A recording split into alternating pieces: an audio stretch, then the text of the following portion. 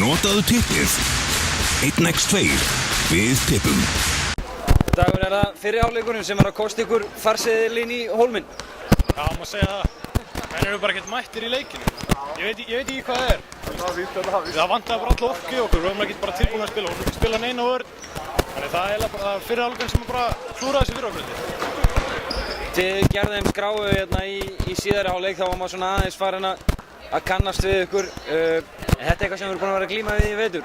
Það ná ekki svona fullum góðum 40 mínútum. Það eru oftast koma okkar falla, við byrjum leikinn illa. Þannig við töluðum bara núna um það í seinni hálfleik, koma út með meiri orku, koma út með meiri baráttu. Það var bara sem við gerðum, við vorum ekki langt frá að klára þetta. Það eru tvær ennþá eftir í boði, deild og bikar. Það eru aðeins áhugaverðari, eða ekki? Það skiptir máli. Þetta er ekki bara æfing, eins og ekki segir. Við auðvitað förum í alla keppni til að vinna þér. En þetta er meira kannski æfing fyrir og undirbúningur fyrir stærri keppnir. Takk fyrir þetta, Dagur.